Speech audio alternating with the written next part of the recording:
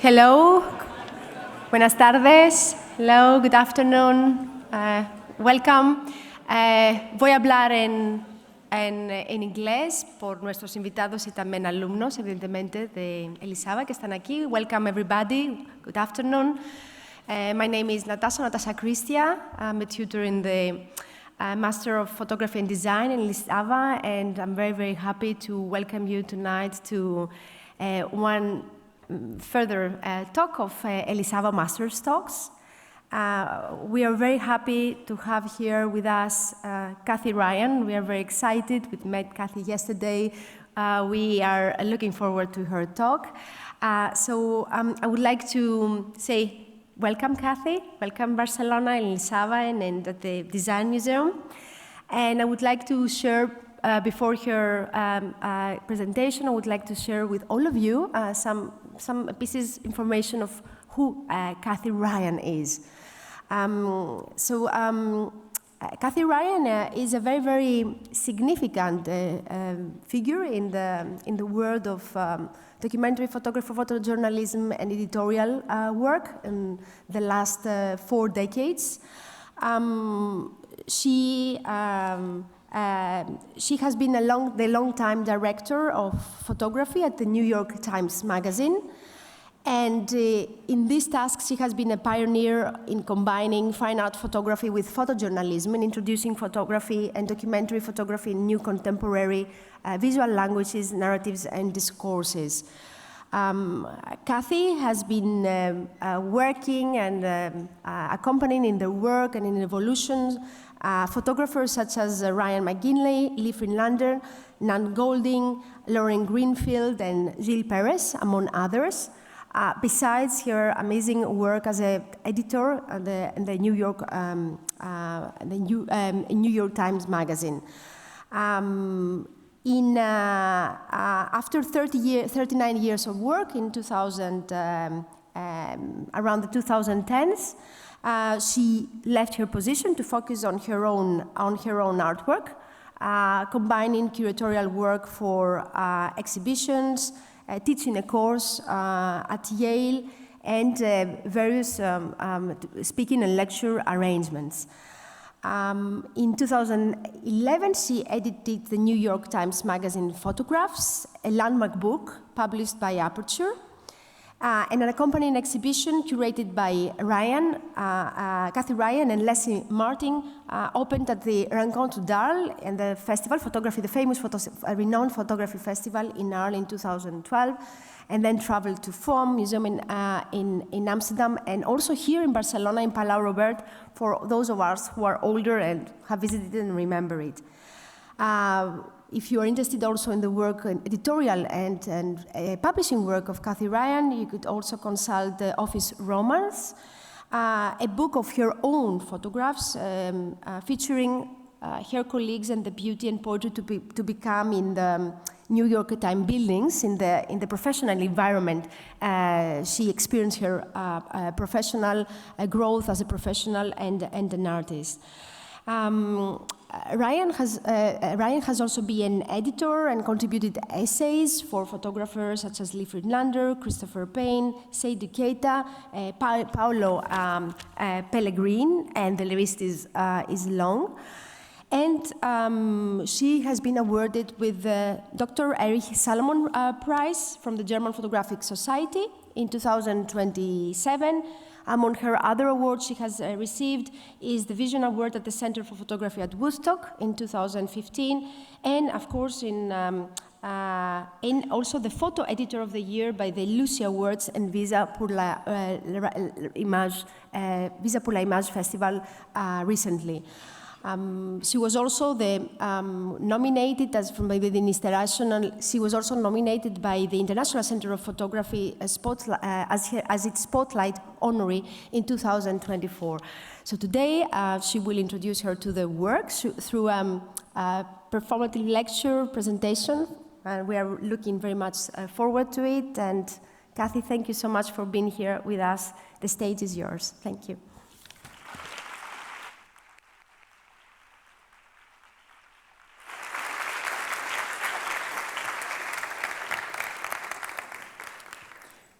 Natasha, thank you so much for that introduction. And thank you, Mark. I so appreciate being here. And Anne for our discussion yesterday, and Santiago. I'm very, very grateful and honored to be here. And we had Scott Thody, my husband, came also, and we had a terrific class yesterday, Natasha's class, and so thank you to the students. It was a great conversation, and it was our first time, me and Scott together, critiquing work, so it went well. We've been married 40 years, and yet we didn't know how that would go, so thank you for that. It was terrific. I decided for this evening to show a couple pictures that were published in the New York Times Magazine that I produced when I was there, with an eye toward talking about why these pictures are good, what it was that made them good. So we're going to start out with, when I first got to the Times Magazine, the first time give me 1 second just to catch my breath and just think for a second. The first big assignment I was given was to do a special issue on Times Square, a photo issue. It was a big deal. I was extremely nervous. I had never been put in charge of a photo issue. So we're starting at the beginning here, and it's the best subject of all, right? Times Square, photographers are drawn to it like bees to honey. But it's been photographed a lot. So I knew right away the challenge was, in each and every case, to make pictures that somehow went beyond what we'd seen before. One of the things that we needed to photograph, of course, was the signage, all of the signage and the marquees. They've been photographed a million times, so clearly, you can't make a straight documentary picture. I say this because one of the things over the years of my career that I've became to realize, one of the best things I can share with you is great photos are often almost always and often an interpretation, some kind of transformation of what you see. So I knew we'd need to take this material, these signs, and somehow have somebody with a vision who could transform it. And that led me to the thought of Abelardo Morel. As some of you probably know, Abe Morel had been doing at that time a series of camera obscura photos. And what I loved about it in trying to solve this very contemporary problem, how to make an original picture of the signage, I thought, you know what? I'm going to call Abe and go all the way back to this pre-photographic technique as old as the Renaissance. And the technique, of course, is you make a tiny aperture in the window. You cover up, you have a small hole, and in the old days it might have been into a cave. And the outdoors becomes projected against the wall, upside down. I called Abe, I didn't know him. He was a major artist who hadn't worked for magazines. He immediately took to the assignment. He said he'd actually been thinking of making that picture. Actually, I should back up. What I had proposed to Abe was to make the picture from a hotel room. And a hotel room, as we know, is always an evocative space. And we'll get to that again a little bit further. We immediately started scouting to find the right hotel room. Here you see, it's just these are the scouting pictures, not Abe's pictures, of course. It's a hotel room in the Marriott Marquis. Here you can see through the window some of the signs. This is going back to 1997 was when we did this. It was right when Times Square was on the line of going. It was extremely known for being seedy. It had the porn palaces. It wasn't a family-friendly place, but Disney had converted the New Amsterdam Theater, and it was on the cusp of change from being this seedy place to the opposite, a very touristy, friendly place. And that's another thing I wanted to mention for all the photographers here. When places are in the crux of transformation, influx is always a good thing for photography. Always. You can do something special. So then we basically decided on that room, and we set it up. Abe went, he made the exposure. So of course what he had to do there, and I'll tell you what, I'm going to show you the picture first, and then I'll tell you how he did it. I'll back again to tell you, I was very nervous because, again, first time in charge of an issue, and Abe's picture was the first one to come in. This is pre-digital, of course, which meant it was coming in as either a print, a negative, or a slide. In this case, the envelope arrived, and it was a print, I think it was 11 by 14, about this big. I opened the envelope, I took it out, and I literally started to cry. And I thought, my God, it's a picture for the ages. And I thought in that moment, Weekly Magazine, no matter what else happened with the issue, we had a picture that would stand the test of time, thanks to Abe. And basically what was amazing was he took a place, right, that thousands of people went through, in that the exposure took 2 days. And in the 2 days that he had the aperture open in the window, thousands of people went through, and not one of them was still long enough to see them. And yet, so we have a picture about movement and people and signage, all there, and it's a quiet, lonely, silent picture. So he transformed the space for us. And then, just going back to the history, the first mention of camera obscura is by a Chinese philosopher of the 5th century BC, and the second known mention is by Aristotle. So I love that in 1997, in the middle of Times Square, photographed a zillion times, that there was a way to look back, all the way back, pre-photo history, to make a picture that would feel different from what we knew. And in one of Abe's books, he actually has a quote when he was talking about his work where he quotes Leonardo da Vinci on the camera obscura. Who would believe that so small a space could contain the image of all the universe? Oh, mighty process. And then Abe himself also spoke about just how odd it was that 2 million, he said in 2 days, probably millions of people went by, I don't know, and no one stood still long enough to be seen. And he said it was like a perverse picture. So why is this picture so good? I think looking back, it's because it was a unique interpretation.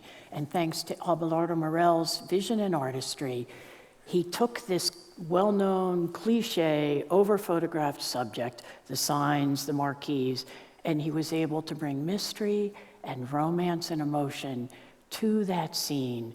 And it wasn't a straightforward image at all. So I think the backstory here is reinventing the familiar. Next, in this issue, I had assigned 19 photographers across the spectrum, from fine artists, who again didn't usually work on magazine commissions, to pure documentarians, to conceptual artists. There were a number of artists. I'm not going to show you, I'm just showing you 3 pictures from the issue because we're going to go on to other things, but it was wonderful. Nan Golden had work, and so many good people. Thomas Demand, people all did very different interpretations. My favorite picture, and it's a picture that I have actually hanging by my desk at home. Oh, there's Abe's picture again, the layout, is by Lars Thunborg. Lars was a Swedish photographer who, I thought in doing this, it would be great to bring in an outsider's eyes. So very specifically, in addition to all the New Yorkers who were on assignment, had Lars come in to do something, thinking he would see it in the way you see a place when you go for the first time. And Lars is known for his social documentary work, but with a real twist to it, that vivid color, primary colors, and a lot of tone, attitude, commentary, almost a little satire, but there was a lot of pathos in his work and wit. So he had an eye, it was always about people and humanity. And what was amazing to me, I gave him free range, so there wasn't a specific idea or subject. It was more like walk the streets and what do you see? And this was the picture Lars made.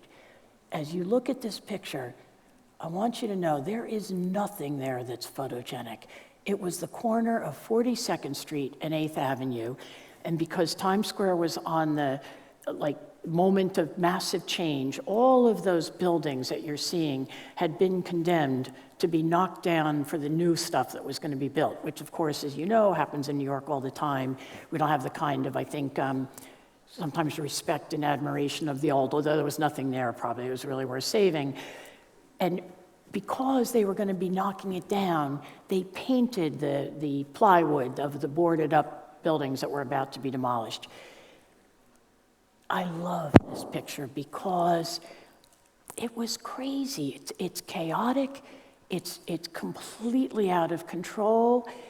There's nothing in that picture today that exists. So nothing you see there. That's also the great gift of photography. Every time, as soon as you make the picture, you've made a document of something that doesn't exist, whether the person won't be walking by or the scene won't exist. And I still, to this day, think in the end that that's one of the things that makes it uniquely powerful art form. And the craziness of this scene was also something that got to me. And when I saw it, I thought, oh my God, it's Mondrian. Like, how did Lars take that scene and somehow organize it and wrestle it into submission in the way that, let's say, Mondrian was attacking a canvas where he was in total control? And years later, and we also think of Lars Thunbach, again, is thought of more as a philosophical, sociological photographer dealing with people and humanity, and yet he was an extraordinary formalist also. And so I had and he saw the world in primary colors, even in his own personal work. And this, of course, is Mondrian's composition with red, black, blue, yellow, and gray. And when I asked Lars about it, Mondrian, did you think of that? And he said, yes, of course I did. And I love that because we're going to get to this in this talk also. You have to feed the mind. You have to all the time just fill it with the pictures that you're looking at because it all ends up informing you when there's a grace note in front of you. You'll see it, and you'll see it through your own eyes, but your eyes will have been nourished by the best. And I loved, when you take a look at it, again, similar to Abe Morell's picture, it looks empty, but there are 3 people in that frame. And the other thing that and then here you see the layout. I'm not showing many layouts. I know it's a design school, and you've had the great pleasure of hearing from Gail Bickler and Matt Willey in the past and other great designers. Here we're leaning into the photography, but I just want to emphasize, of course, everything you see is deeply collaborative. It starts with an idea in the ideas meeting, and that can be an idea from the editor of the magazine, a story editor, a writer, a photo editor, a designer, a photographer who we're pitching on the behalf of a pitch they've sent us. So I just want to emphasize that it's the most collaborative art form I can imagine, and that's evident in everything that you're seeing here, the photographer being, of course, the primary creative. So then, Lars made this picture early on a Sunday morning.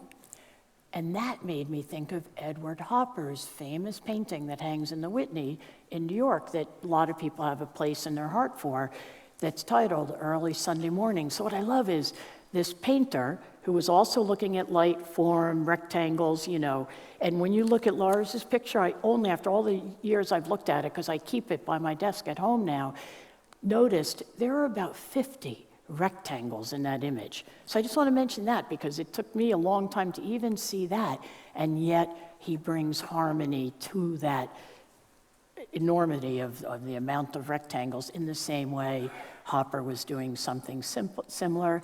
And then I think another connection between those 2 men's work is the fact that there's something moody and kind of soulful in Hopper's work, and it feels kind of alienated often, and obviously Lars's work has something similar in that lonely street corner.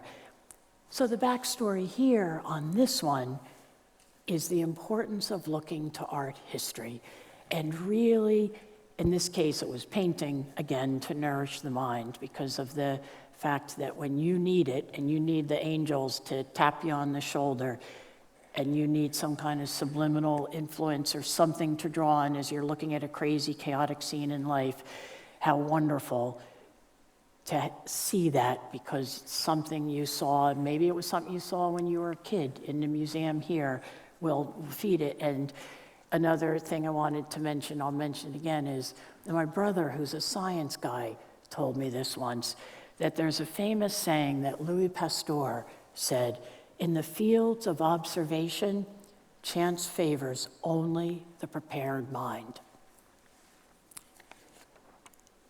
There's one more picture from the Times Square issue I wanted to show, and it's by Larry Tao. And Larry Tao we also brought in from Canada, pure documentarian, black and white, 35 millimeter, roaming around, documenting what he witnesses. And we sent him to the Port Authority bus terminal. As many of you may know, it was and it still is a kind of, the good thing is a ton of buses go through and moves people from here to there, but it's decrepit. It's awful looking, and it's not a beautifully designed space at all. And while he was documenting Port Authority, and that was about transit and passengers, he saw the room where the police take detainees. So if they've made an arrest, maybe somebody a pickpocket, they would take them to this room and they would be manacled to the bench. And there were two things about this photo that make it extraordinary. One, I'll tell you the practical one. The detainees didn't want to be photographed, and of course Lars respected that, and he figured out a way to make a picture without showing them. The other thing that I think is amazing was he made a picture of absence. And how did he get that picture of absence? Was he kept his eyes open. And Robert Frank, years ago, when he was asked, what advice would you give to young photographers? His words were, keep your eyes open. And I love that when Larry Tao went in there, and here's the layout on that, he saw those shadows far more powerful than if you had seen the specific detainees, the shadows left by the years of people's grime or whatever from leaning against the wall. So I've always, this picture to me has been an astounding one. The other thing I'll mention, and this is something I lean into a lot in my own work that we'll get to later, is I think a lot of art is a drive toward abstraction, and we usually, of course, connect that with painting. But it's important for photography also. So specificity, of course, is important. The more specific the picture, the more detail, often that's exactly what you want. But there's other times when you want to step back and anonymize and somehow make something that's more emblematic, that gets to the essence of what you're saying without getting down to the actual, this is the actuality of it. So those three were from the Times Square issue. We're going to now fast forward a bit to, we had a story, this a couple years later, we had a story coming up in the very beginning of 2020. And a story was going to be on a revival. This is now a culture story. A revival on Broadway of West Side Story, the great play, the theater play West Side Story. And I was able to get the access for us to bring all of the dancers, the cast members. There were 33 dancers for this show, all of whom it was going to be their first time on Broadway. So it was a huge thing in their lives. They came into the studio on a Sunday morning, and I assigned Philip Montgomery. So imagine the studio. It was a huge studio because we knew he'd be making pictures of the dances. And it was a big sound, not a sound studio, but the next closest thing in size. And it was set up with the big stage-like area, beautifully lit for all the scenes. We had the director of the show and the choreographer there to direct these 33 young dancers. And all the plans were put in place. And Philip is one of the rare birds who he is mainly a documentary photographer and does extraordinary work. I'm sure some of you know it. He has a show in Germany right now, and the state of America.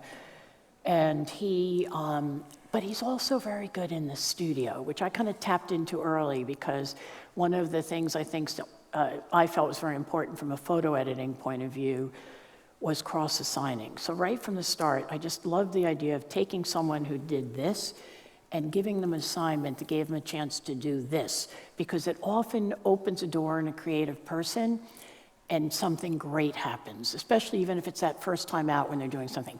It's riskier for sure, but I also think it was lucky that I was at a weekly magazine, 52 issues a year. What does that mean?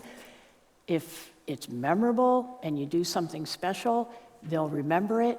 If it's not memorable, the next one's coming off the presses. So, okay, you have to take risks. It's not as if you're, I shouldn't say this, but like, you know, if you're curating for a museum show, you're making a couple different bets for any given year, 2 years, and you're with it for a long time. So you have to really know, really be sure where you're going to land. With the weekly magazine, I felt part of it was take risks. And with photographers doing their work, take the risks, because often the best stuff comes out of taking a risk. You're not sure if it's going to work, but if it works and you saw something, in my case as an editor assigning photographers, making a match that you thought might work, and in Philip's case, he figured out and works with a terrific lighting person, and he knew what he wanted to do. We're there that morning, beautiful pictures of the cast, very controlled, choreographed, almost like film stills, but not easy to do. And you had the scenes, and I'm only showing you a slice. There were a whole bunch of pictures. I'm just showing you 2 or 3. This is, you know, it's a story of gangs in New York. It was decades ago, and it's the Sharks and the Jets, the 2 opposing gangs, and the beautiful young dancers. And one of our, there was a great moment before they first started doing one of the scenes with the gang members. The guys got down on the floor and started doing push-ups.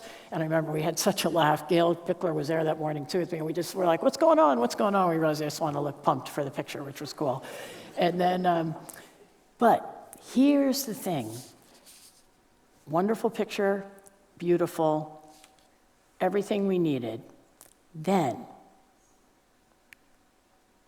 this picture. How in the world do you think Philip Montgomery made this out of control picture within all of that kind of control? It's an impossible picture, right? You couldn't art direct this. Nobody. You couldn't choreograph this and say, you're here, you're there. You couldn't art direct it. What he had done was he had taken outside the main studio, and he had taken a little corner, and he put down a little black piece of fabric and a very small black backdrop. And at one point in a break in the action, in a break in the shooting of the specific shots, he turned to a couple of the dancers and he said to them, hey, you guys want to just go mess around on that? So these wonderful, they were pumped up, excited. It was going to be their first time on Broadway. It was just, the energy was pulsing in this place. It was off the charts. And they went over there and they just started tumbling on top of each other, having a ball. And it wasn't the choreography, it was the spirit of it probably.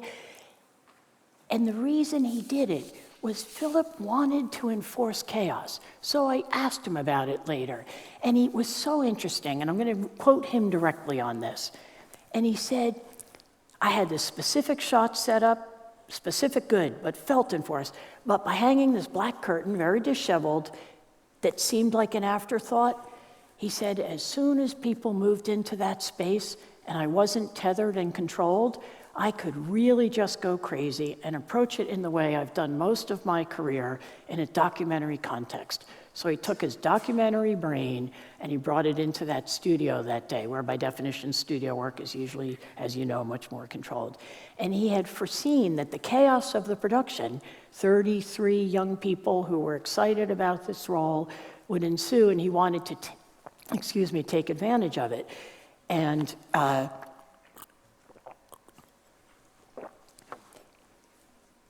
what I thought was amazing was he said it wasn't me saying, move your arm here and there. It was me letting talent do what talent does. And they came up with this on their own. And he said, of course, I dealt the light. And we're going to get back to the light with Philip's work in a few minutes. And it wasn't choreography part of the show, as I said. But he then said that as soon as I'm not in control, things seem to work better for me. And I get impatient in the studio because of the orderly way people do things. I wanted to build out a space so I could go rogue in there. And that's what he did. All that control, all the prep, he did that, but he built a little space to go rogue. And that's another lesson I've learned over the years. Go in fully prepared, and as Pastor said, chance favors only the prepared mind, but be ready for chance to kick in and the serendipity, right? And then basically, there's another thing I wanted to show you here that gets back to art history. As we're watching the dancers tumble around, I said to Philip, oh my God, it's Raft to the Medusa by Jerry Coe. And I go to my phone, I'm watching this, it's not possible, right? Look at this, and then it's crazy. And look to the lower left of Raft to the Medusa. It was while this was happening in real time, just serendipitously, that's what I thought of. And then Philip said to me, no, he said, I thought of Laocoon and his sons, the Greek sculpture. And apparently I hadn't seen, as they're tumbling around, he had taken out his phone, remember it's all kind of chaotic, and he showed it to one of the dancers and said, hey, look at this. So I love that these kind of, again, fill the mind, and then this wonderful stuff is speaking to you. And then you're gonna see a very short clip, a wonderful video. This morning in the studio was so terrific. I did something I really never do. I called Scott, and we were downtown Manhattan. I called Scott, my husband, and Sylvia, our daughter, who was home at that point. She's, at that point, 20, 22 years old, maybe. And I said, you guys have to come and watch this shoot today. So then, as they're tumbling around, she filmed this.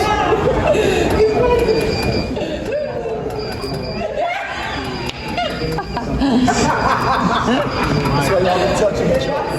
In the house. Oh, yeah, thank you.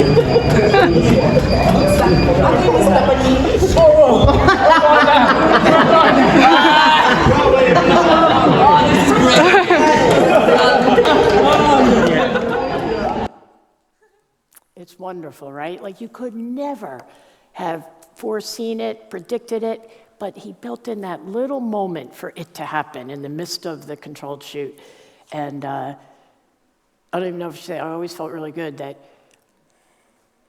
Jake Silverstein, the editor of the magazine at the time, showed me he got an email from David Remnick, the editor-in-chief of the New Yorker, and said something like, wow, of this cover. So I'm just sharing that. We got a cover for the ages. Now, early 2020, that shoot was in the end of February 2020. So you know where I'm headed with this, right? The issue with the West Side Story cover was published on early January. January 26th. The show opened on February 20th, West Side Story. It closed on March 11th, the night before the theaters shut down in New York City due to the coronavirus epidemic.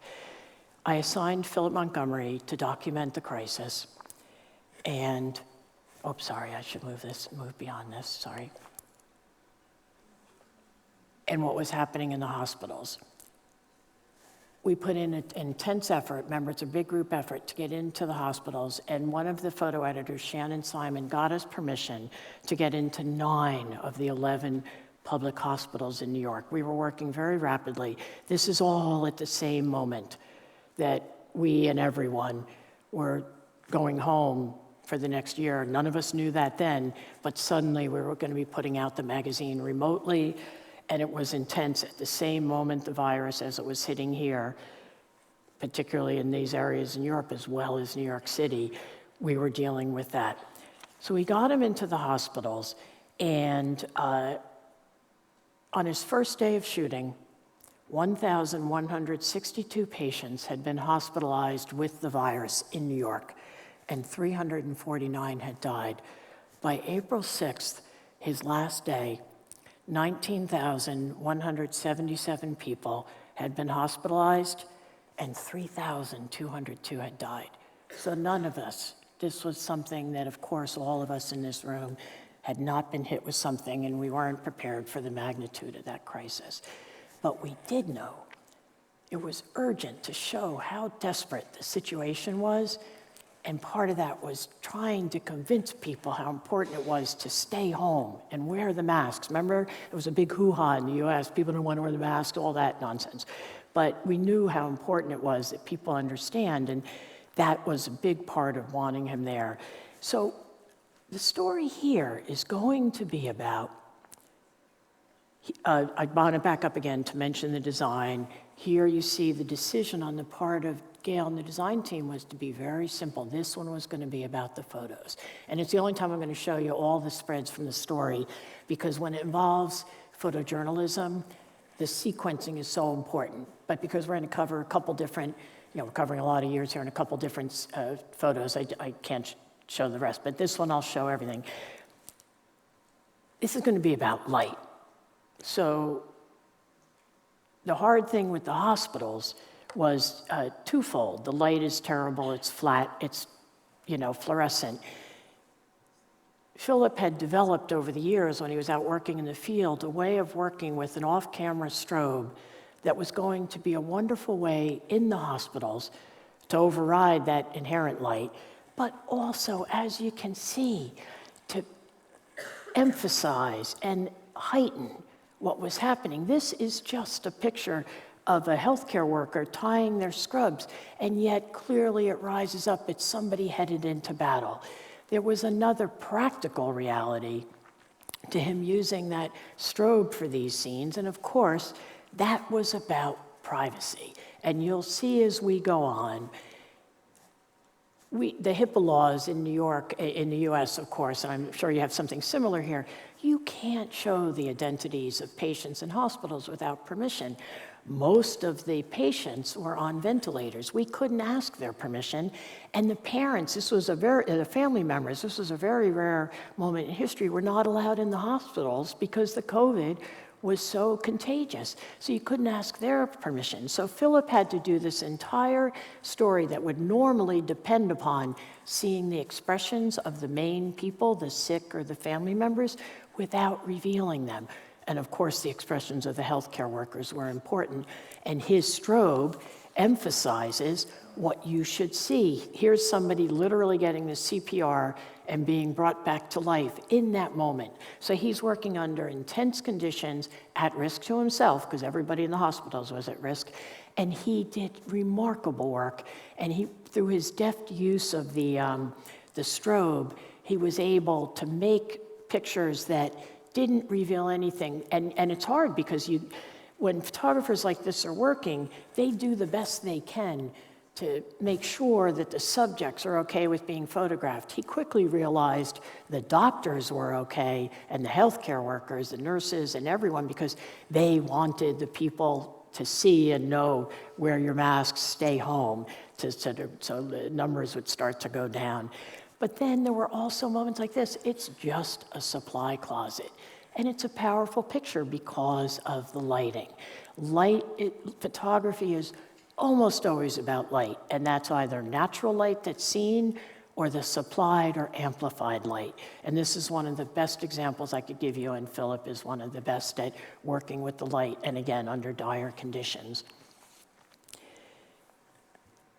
And then here, this was the role the photo editor, Shannon, had suggested that he do some of the blurred, like shutter, slowed down shutter speed stuff of the gurneys being rushed by. So that was just a neat suggestion. Not that he needed suggestions, but part of the dialogue back and forth between all of us. And here, the one thing he could work with everyone, remember, is covered in masks, so he can't. It's hard to get the faces that give you emotion, but he could work with the eyes and light the eyes. And then here, it was the final picture that we put into the spread, the series of layouts. And I just think it's a very beautiful picture, and you recognize, again, scenes that were familiar in some ways, but not that many people got in the hospitals for the obvious reasons. The whole time he was working in the hospitals, of course, what were we thinking in the photo department? We were sadly aware and knew we desperately wanted to get into a funeral home because so much of the story was about death. And one of the picture editors, Debbie Samuelson, was able to get access to a funeral home in the Bronx that was run by two brothers, the Ferenga brothers. And again, we had Philip continue on this story. And I will say, producing this kind of story while living the story was an unusual situation, and it did make it more difficult. I was acutely aware of that. One part of me was horrifying for all of us, the amount of people that were dying worldwide, and none of us knew this experience like that, right? And then the work we had to do. On the other hand, and this is a personal thing to share with you, as you know, I left the Times after 39 years, and at that point it was what? It was year, I don't know, I can't do the math, 35 or 36. I do remember thinking how not happy, but grateful I was there because of the importance of this story. I just thought, oh my God, I'm here and I'm able to be part of this team telling this story. And I say that because there are people here in this room who will probably end up doing documentary work, and it is a privilege, and you are an important part of history, putting down those images. The tough one with the funeral home was how to convey the death. I'm going right to the cover here. So Philip was there working with the Frenger brothers. You'll see one or two more pictures, but he became close to a family in that week or a couple days, I don't remember exactly how long, the Purewall family, who the mother, the daughter, the father, the husband had died. The mother and daughter were okay with him being photographed. I think they felt it was all right to do that, again, to be part of telling the story. And here you see, obviously we all know the importance of the gloved hand. It's very hard to make a respectful picture of somebody in a coffin, and unusual with a bright light, but I don't know what you all see, I would be curious, but I felt Philip's light gave it a celestial quality, a spiritual quality. Here's a much more pure documentary. I mean, that was pure documentary also, sadly, but that's the chapel, and there was such an overflow of bodies, they were lined up on the chairs in the chapel. And then this was awful, and again, it was one of the morgue trucks. We could recognize them parked around the city, and it was the New York Times had very strict rules, ethics guidelines. We don't alter photos. So of course, that's a thing it was always important to the Times, and now with AI, it's even more equally and stringently important. But this picture was important, and one body bag, you could make out the name, and we decided we had to run it, so we removed the name, we retouched out the name, but we told the readers in the caption that we had done that, so that they knew it had been a slightly altered photo in one of the body bags. Now, the next picture. Oh my God, when I saw this picture, it's Sal Ferenga moving one of the caskets, one of the bodies, through the weather stripping. We don't know if he's going in, is he going out, but what's incredible about it, why is this picture so good? This is the one in this series that I think is the best picture of all. And why does it resonate? Its simplicity, its starkness, but it becomes something else. It's starkly real, but it's also metaphorical. It's like a depiction of moving from this world to the next. So the plastic, greasy weather stripping that separated the funeral home from, I guess, where the coffins came in, becomes almost like a portal, right? And I couldn't help but think that it made me think of, God, it's like the ferryman in the Greek myth, right? It's the river Styx. It's going from there to here. And I think it's the one that, of everything he did, most stands that test of time. And yet, it's about pure observation, Sal has the cigarette hanging out of his mouth. He's got the bandana. Nothing's art directed. Philip just saw it, but his mind that's fed again with poetry and imagery somehow saw that symbolic, metaphorical resonance. And I like here, it makes me think of something I once read that Jeff Rosenheim, the curator of photography at the Metropolitan in New York, said that a great photograph has to say different things. We're going to go on to the next, and it's very different. Now we're going to switch entirely to a culture story, Jack Davison. And many, many times in my career, we would photograph actors. We did the great performers for many years. I had the great fun of, we would photograph approximately 20, 25 actors who were considered the best actors of that year leading up to the Oscars. And sometimes we did a cover story on an individual. We had a story coming up on Cate Blanchett. I was very excited because, you know, Cate Blanchett's an adventurous actress. We would be able to have fun with her. The odds are she would be up for doing something special, not just sitting for a portrait. So I reached out to Jack. He was thrilled to photograph Cate Blanchett. And he immediately thought, you know what, she's a shapeshifter. She is the kind of actress that will do play all sorts of roles, and she could do it in a couple hours in a studio. He put together a pitch for how he saw it and mood boards. Jack Davison makes the most beautiful mood boards, and again, this is all, they're an art history lesson unto themselves. They basically, he combines his drawings, he combines photos, he combines paintings, and one time I asked him, when did you start these? He started when he was 13. Gathering images, and again, with the joy of the iPhone, as soon as you see something you're reading about an artist, you can just add it to your stash so that, again, it's not that you're copying anything at all, you're just feeding your mind. So he spent a lot of time looking at pictures of her and sort of thinking about it, and we didn't want it to be just a celebrity shoot. We wanted to take advantage of her creativity, because when you put together a wildly creative actor with a wildly creative photographer, you have a chance to make magic. And what he said when I spoke to him was, I really love the way Cate plays with her form and characterizations, fluctuating through a myriad of forms. I would love to visually explore the idea of the shifting presence, conjuring an image of Cate as a Bauhaus chameleon, her outfits made to feel as if they're part of a kaleidoscope of colors and fractured shapes. We'd use a mix of set projection and mirrors to play with light and form, stretching and elongating limbs, and playing with the iconography of a star shifting and reforming. Jack had always shot black and white for us prior to that, so I thought it was pretty amazing. He had done a number of magnificent black and white assignments, but he switched to color. I'm only showing you a handful of the mood boards he sent. He put together a whole bunch of stuff which started to give us a feel for what he was going to do. There's even more than this.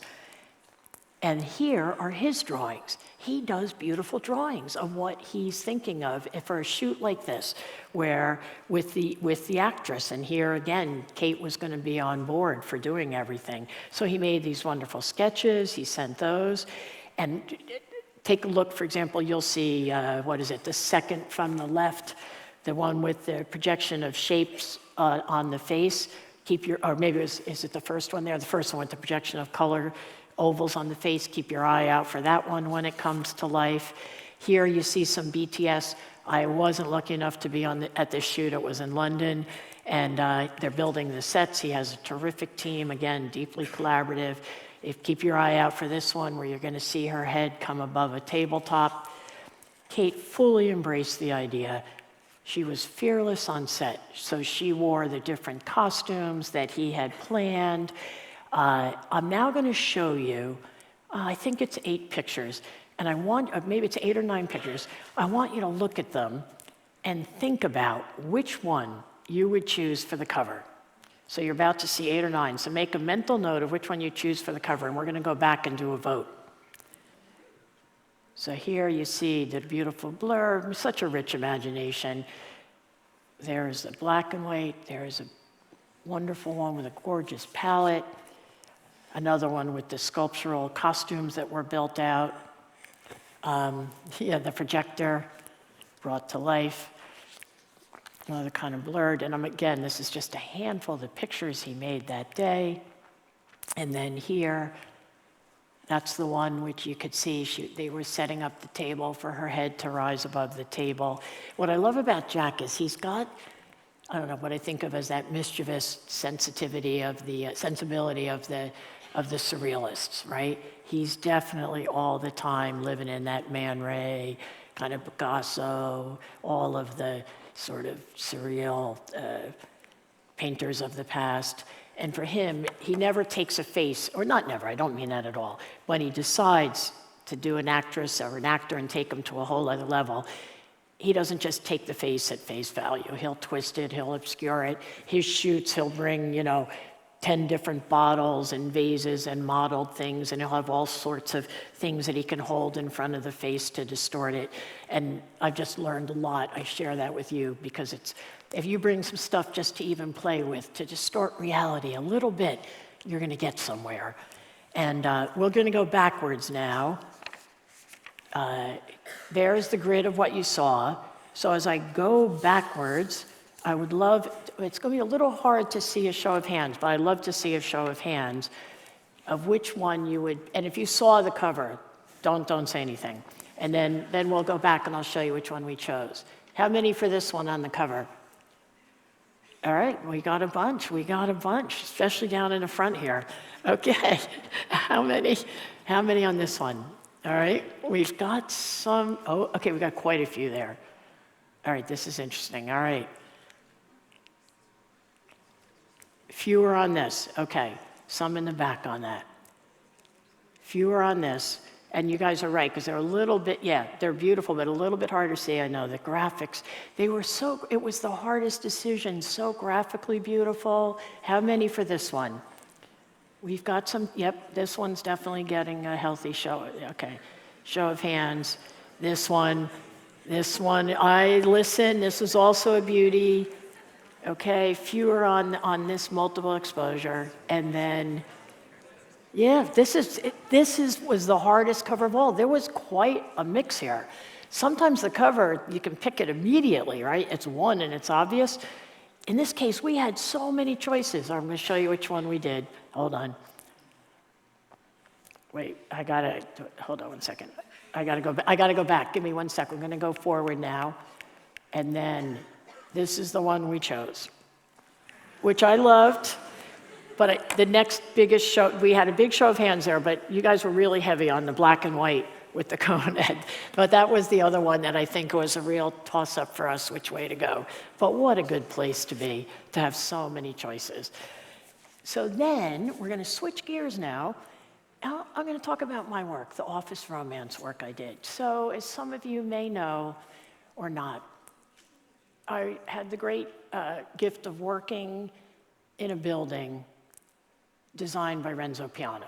My first decades at the Times Magazine, I was in the old building, which was great in a kind of grubby, gritty, journalistic, almost kind of decrepit way. It was not modern at all. It was kind of a mess, but it was authentic. It felt great. I loved it. We got to the New York Times, the new building that Renzo had just built for the Times, and I didn't feel it at first. It's too corporate. And believe me, I know that sounds like heresy. I mean, he's brilliant, but I was used to the old mess and it felt corporate. And then after a year or so, I don't remember exactly how long, I suddenly one day saw it. It was literally like an awakening. The building, I have to describe the building to you before I start to show the photos. The building is all glass, and it's clear glass, highly unusual today. All skyscrapers are built, at least in New York, with sunglasses, to use Renzo Piano's word. They have to be grayed down, or they get that green glass to control the amount of heat and light for all the right reasons, environmental reasons. He didn't want to do it, and he came up with this unique decision, I shouldn't say unique, there's a history of it also, as we were just talking about all the art history that speaks to the photography today. But he came up with the idea of horizontal white ceramic rods. So the whole building is wreathed in horizontal white ceramic rods.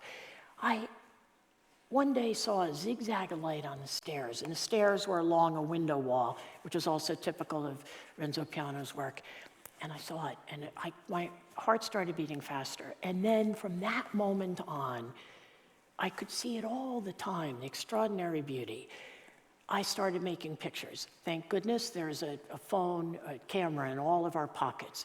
I took out the iPhone, I started making pictures. I made zillions of them, and I'm just showing a handful today. This is one of the earliest, and it was one morning at 9 something. I was lucky enough to be on the east side of the building, so the building on a sunny day was powered with hot morning eastern light. And Manhattan, kind of like, I mean, okay, you have Mediterranean light, you've got the best, but Manhattan has beautiful light that bounces off the two rivers, the Hudson and the East River. And the light was coming in, and I see, this is Edward Barsamian, one of the style editors. I'm like, Edward, can you come stand in this light? You know, I happened to be wearing his striped pajamas that day. How could I resist, right? And it was just fabulous. I can't tell you. This was the person in charge of production on the magazine. And she was standing there. And I just thought, oh my God. And you see the Pantone chair, thank goodness for the Pantone chairs. We had beautiful things, and often the rule of thirds would happen naturally just because of those windows, and sometimes the shades came down, and the shades came down according to the light. They were keyed to respond to it, but I found out where the secret switches were, so I could override them whenever I needed to. And then it was a thing where, I don't know, this was one of the photo editors one morning, and it just was so beautiful. So you might ask yourselves, how did I do that in the midst of a hectic, frenetic job? A weekly magazine, we were like this, pedal to the metal all the time. There was, lunch was at your desk. It was in, a crazy in all the best way. But I don't know, I would just see it. The muses would call, and I missed many pictures, but when I had the opportunity, I just had to respond. So, and sometimes it was fast. Like, this is when Christine Walsh, the photo editor, was wearing a skirt that was casting that light. I was like, could you stand here? This was right by my cubicle, my desk, by that window, that east-facing window wall. And it was a quick engagement. Or I'd go up into the cafeteria, and this I could not get over. This person was just sitting there, and I just thought, oh my God, that was the photo gods. That was the photo gods speaking to me. And then years later, and I only say it because this is design and engineering and architecture place, I assumed those beautiful cutout circles in the vertical beams on the window wall were for aesthetics. No, I found out one time I happened to be photographing an architect who had written something for the magazine, and he was explaining to me that the skyscrapers weigh so much they have to find places to remove some of the weight. And those circles in the cafeteria, that was the big cafeteria space on the 14th floor, were cut out for that reason. So I love that the aesthetic of it was also very, very functional. Come on, this is New York City. This is as good as it gets. And this was, I even double-checked for this talk. I wanted to tell you that this is why I also love the iPhone. I wanted to tell you the exact time I made that picture. That was 6:15 p.m. on May 30th, 2018. Another gift, just everybody, don't take it for granted. In the old days, you couldn't have had the date and time on every single picture you made. It wouldn't have been possible. And I just love that you can do it. This is looking down on 41st Street. And at 6:15, I headed downstairs? I was probably headed to leave at the end of the day, and walked over to that window and thought, oh, something good is happening here with the light, and hung around there for a bit. I do kind of remember that. And then Instagram was also part of my becoming a photographer. I was always a photo editor. I was an artist and majored in art in school, but I was a painter, and then left that to get into photography editing. But a big part of me deciding to make the pictures was the lure of Instagram. It was fun. I would make the picture and post it, and all my friends would put likes on it. Like, it literally, we used to laugh. Like, we started in the office when it was really young, and it was thrilling. 10 people were following you, and it was fun. One other thing I wanted to tell you about this was the comments when I put this up will also, again, speak to you of what the collective consciousness we all have in our brains sees. These were some of the quotes, and I went back last week to reread them years later because I remember there was a whole bunch I wanted to share them. I was curious. This is what people saw in the pictures. It's just a handful. Reminds me of a Sam Fuller film. For some reason, this reminds me of 1984. You need to write a story to go with this picture. You just made Fritz Lang's day. has an Orson Welles feel. I was like, yes, that was the one that I thought of. Look, but somebody had put it, looks like a scene from Metropolis. And then somebody put stunning shot of the decisive moment. And yes, it was decisive because the moment the guy came. So anyway, just a way, what I love about it, okay, not everybody's in a building designed by Renzo Piano, this kind of light, but you know, I saw it, and a lot of people didn't see it. And also, I went into it organically, but the thing I wanted to share is, how many people here have a picture of their parents at work? Anybody? See, this upsets me. People don't have a picture of their parents at work. We spend most of our lives, many of us, at work. And I was aware at a certain point that I was making, they're documents, although I'm clearly having theatrical play with them, with the light. It looks so film noir. That's from day one. It was always also about, oh, this is so noirish. But I knew that these would at least have relevance for someone at some point of a moment in time in their lives that they could share with their kids. So then here, this is a picture, end of the day, 6:45 going home, looking out on the west side. So the light on the west side and east side was always different. I became very familiar with it.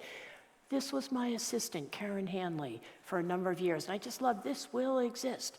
You know, and even last week or 2 weeks ago, I haven't seen her now in a couple of years, she texted me to say she just gave birth to her first child. So I just love this picture made in, I have the date and time for you guys, 10:47 a.m., March 3rd, 2017.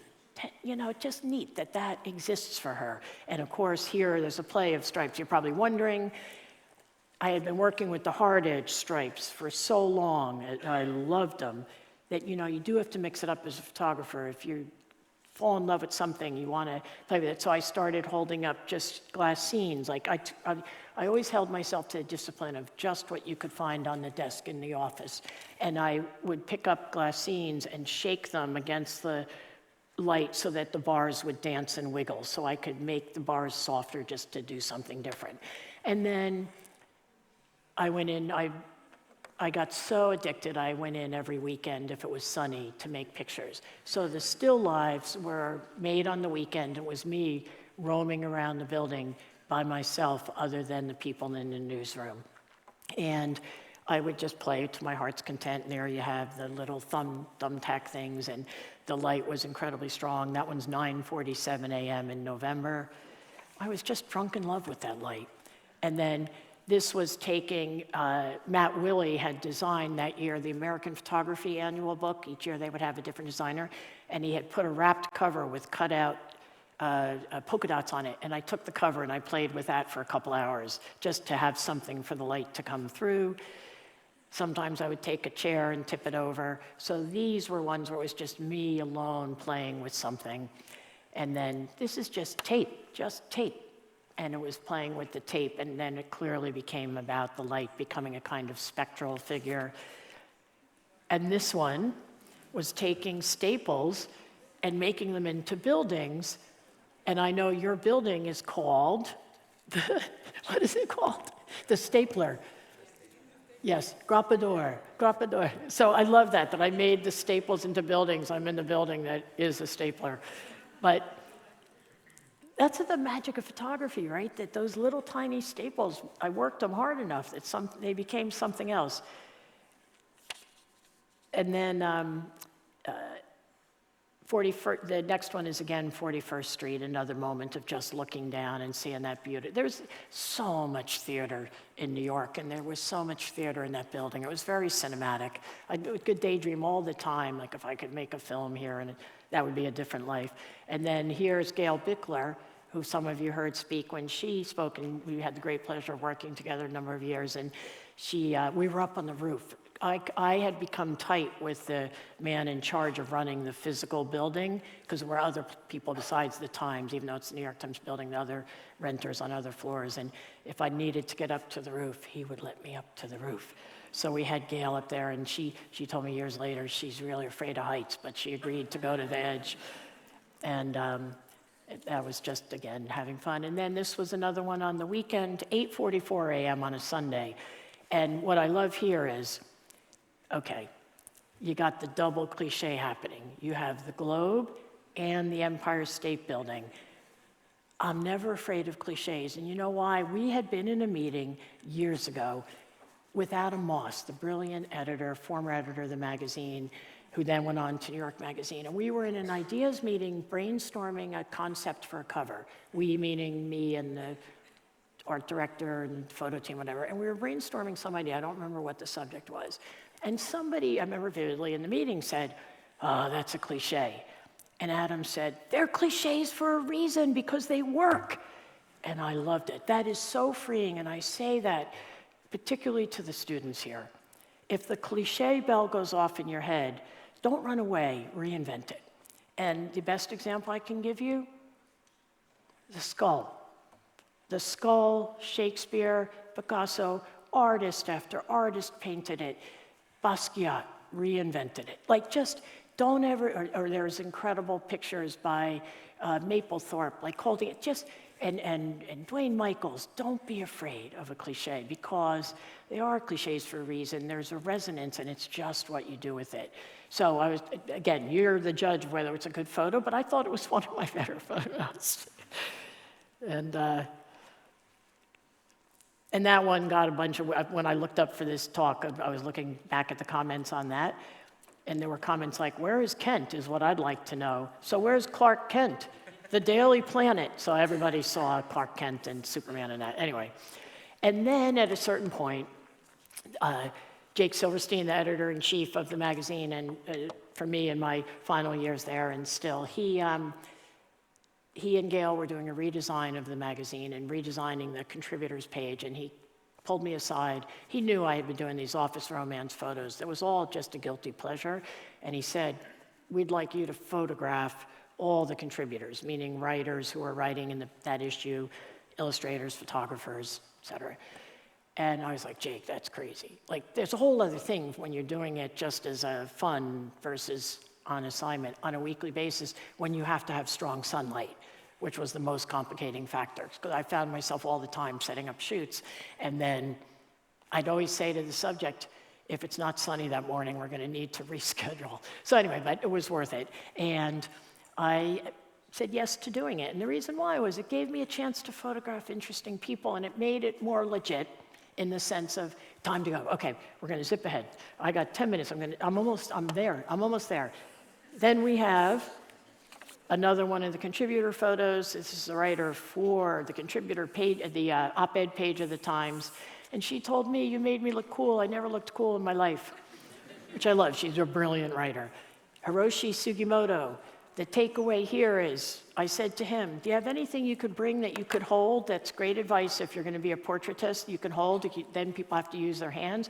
And he said, "Yeah, I have these glasses." And he took them out. And I said, "Oh my God, they're amazing." He said, "I designed them." But if you don't ask, he wouldn't have volunteered it probably. And then Matt Willey, on his last day, I said, "Matt, can I photograph you? Let's go do it." And we had great light that day. And then this was a very real, bizarre picture that they were emptying out a floor. I don't know what they were doing. That was pure documentary. And then this was also just a witnessed moment.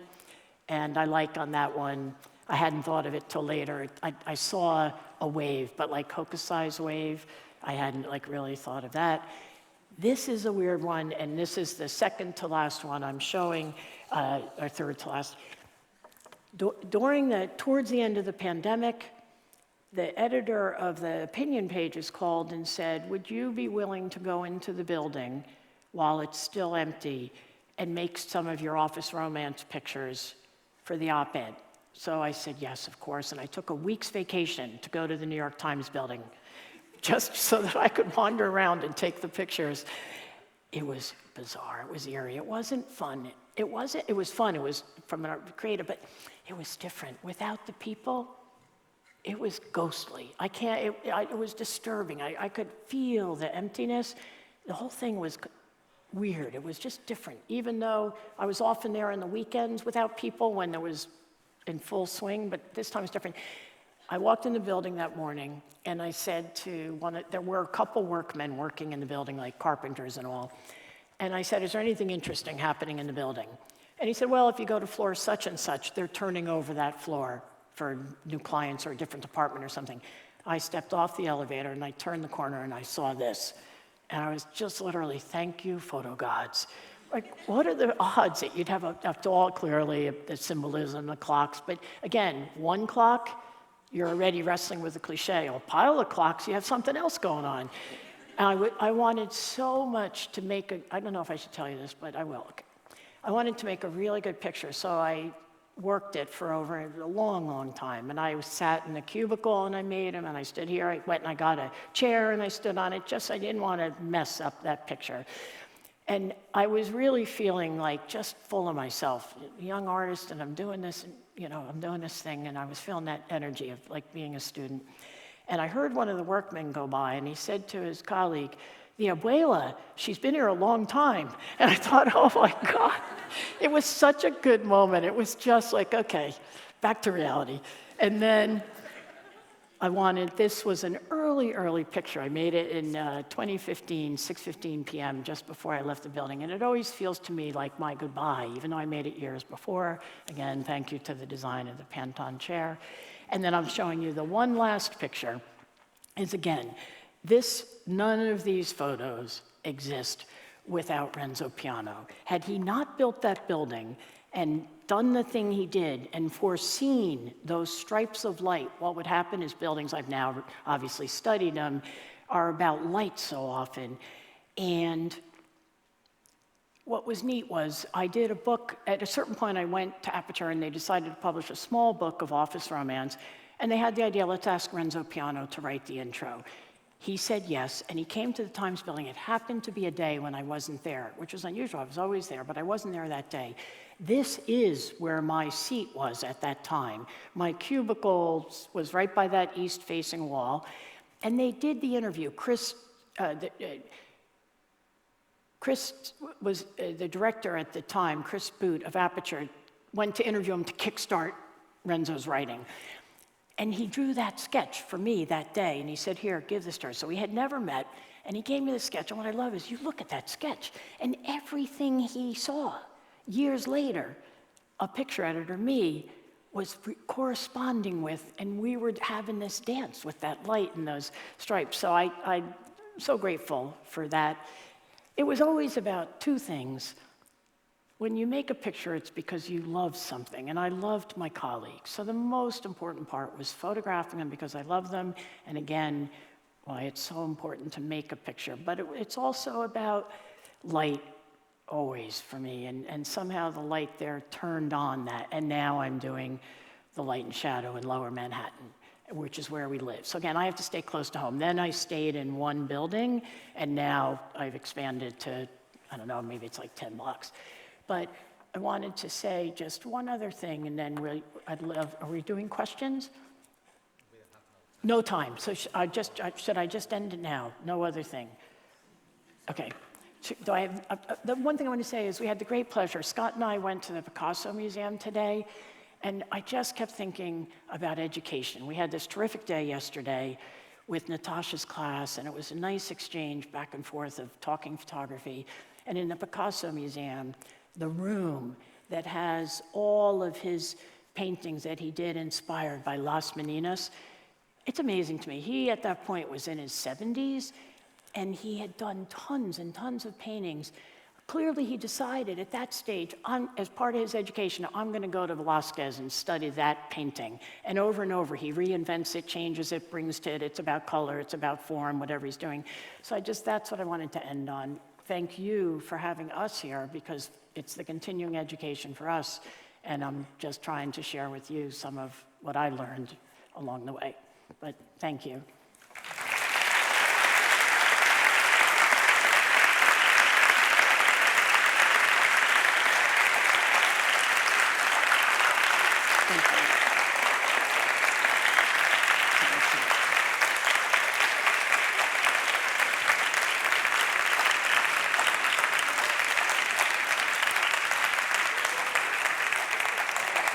You guys,